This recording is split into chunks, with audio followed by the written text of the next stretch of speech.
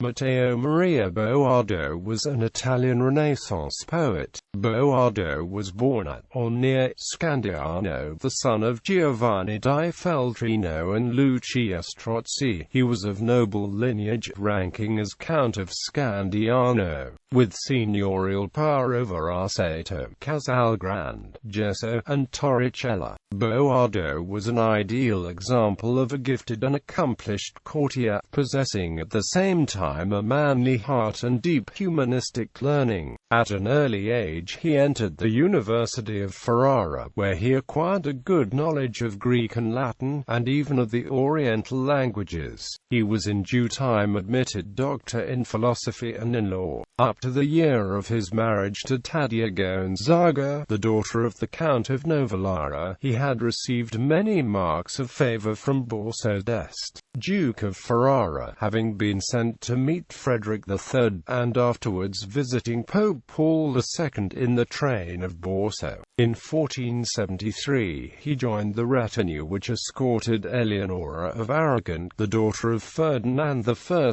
to meet her spouse Urkel at Ferrara. 5 years later Boiardo was invested with the governorship of Reggio, an office which he filled with noted success till his death, except for a brief interval when he was governor of Modena. In his youth Boiardo had been a successful imitator of Petrarca's love poems. More serious attempts followed with the Historia Imperial, some adaptations of Nepos, Apuleius, Herodotus, Xenophon, etc., and his eclogues. These were followed by comedy, Il Timone.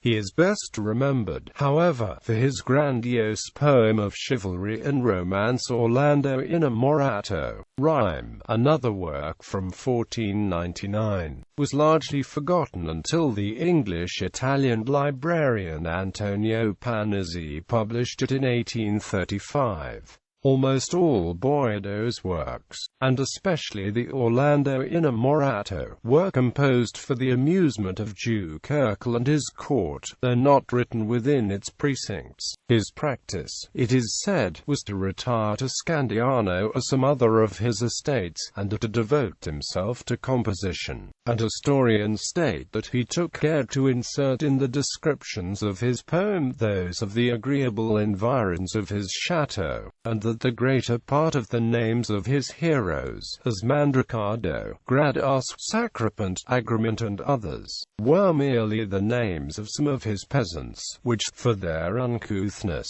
appeared to him proper to be given to Saracen warriors. It is uncertain when Boiardo wrote a poem about a self-composed, unusual tarot game, which is of relevance to tarot research of the 15th century and the question of when tarot developed. A deck which was produced according to the poem has partially survived.